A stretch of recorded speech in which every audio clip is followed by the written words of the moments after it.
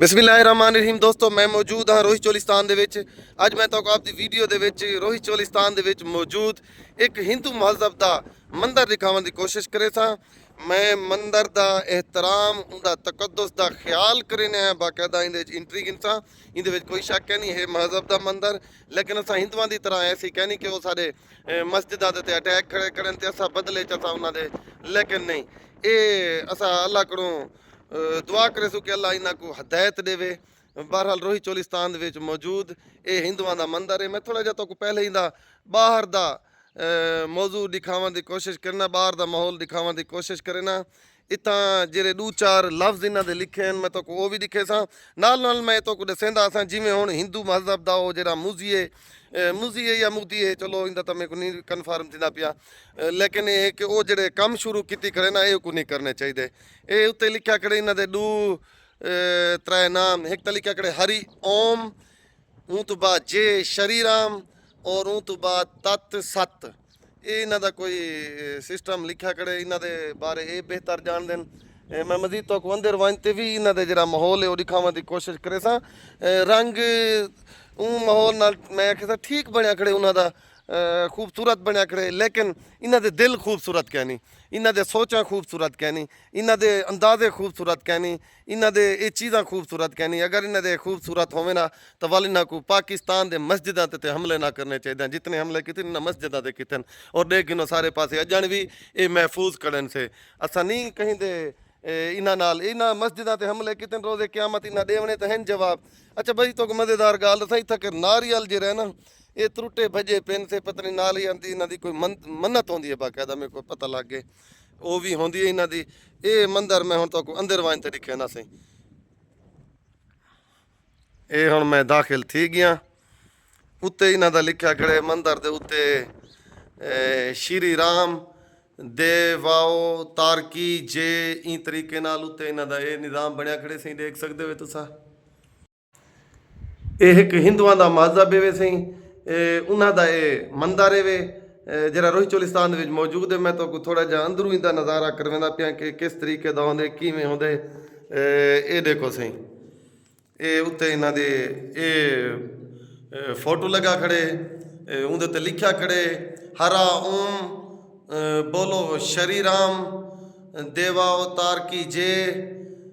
सबका मालिक एक है। ठीक है,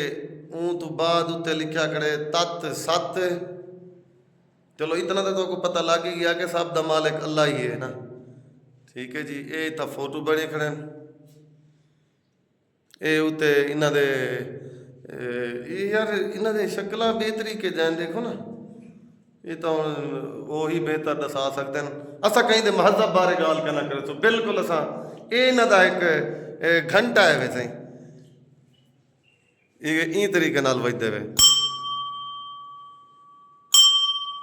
ठीक है ना, एक घंटा है वे इन्हां दा। मे भी इन्हां दी इबादत दे विच जिहड़ी चीज़ शामिल है, बहरहाल इन्हां अंदरों डिज़ाइन शीशा मीशा ये चीज़ां ला दे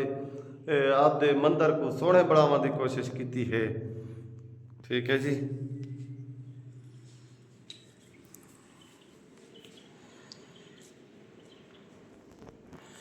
अज मैं ई मंदिर दे विच खड़ते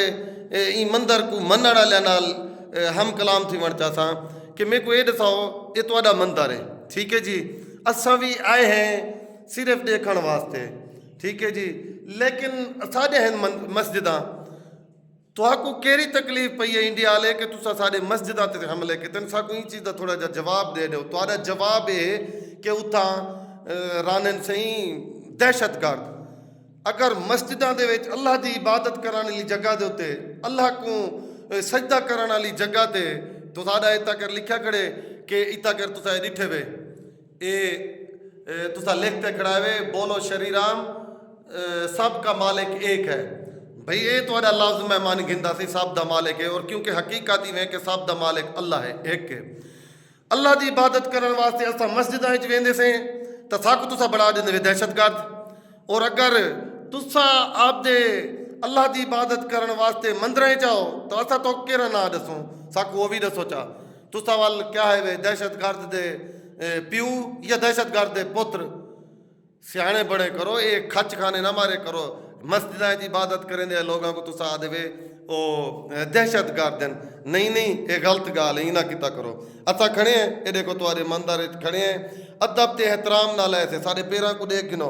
असा अपने जुत्ते तक बारू ला दे ऐसे ये ठीक है तुम्हारी इबादत गाए कूड़े सच इंदा चीज़ का फैसला अल्लाह दे अगू सी रोज़े क़यामत होसी लेकिन ये तो नहीं कि सारी इबादत वाली जगह को तुसा दहशत गर्द बार ते मिसाइल मारी हो ते वल असा देखो तुसा अच्छाई की उम्मीद रखो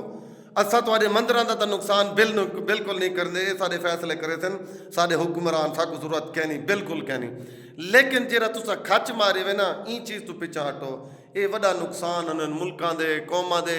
ये वड्डे वड्डे नुकसान उन्हनि मेरा भाई ये गलत चे वे तुसा ई चीज़ गलत वे वाल अगू बहते आदे वे अजान हम सबर किते ते ये किते ते वो किते तुसा जड्डा साडे ते अटैक करो सो इहो समय जवाब मिलसी सारी आर्मी माड़ी नहीं सारी आर्मी तकड़ी है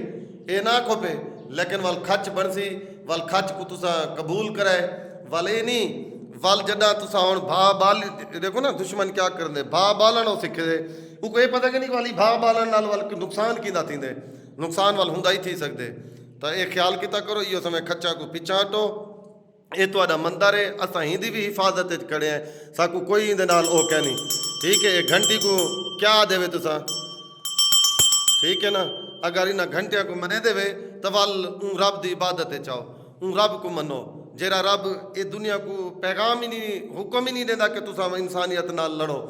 साडे दीन दे विच तां दू जे ना साडे उत्ते बहु चीज़ां लाज़िम हैं एक हकूकुल्लाह यानी कि अल्लाह दी इबादत जिन्हें तुसा इतना लिखते खड़े कि सबका मालिक एक है तो वाल सारे माशरे सारे मजहब के विच को आदे हकूकुल्लाह तो हकूकुल्लाह जेड़ा है वो अल्लाह दा हकूक है उहदे विच तो आकू जेड़ा ना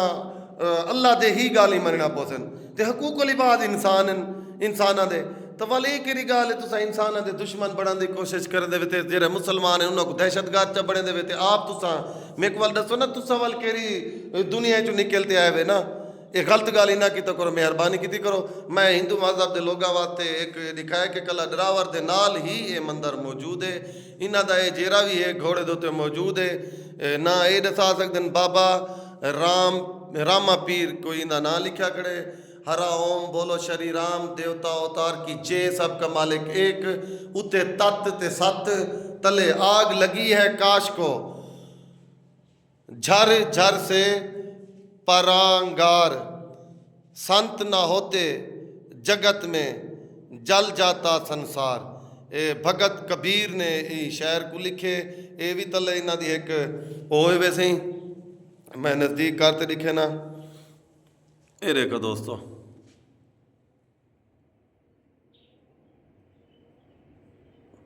इवें ये कोई ना दे बालन वाली जगह है नाल इंदे विच आप दे दीवे शीवे चरना दे कोई ये बलेनन ये मंदिर है इन्हों का हिंदुओं का मैं दिखावन तो आया कि मैं हिंदुओं को एहसास दूँ कि साढ़े दिल थोड़े किते कोई दुश्मनी कहनी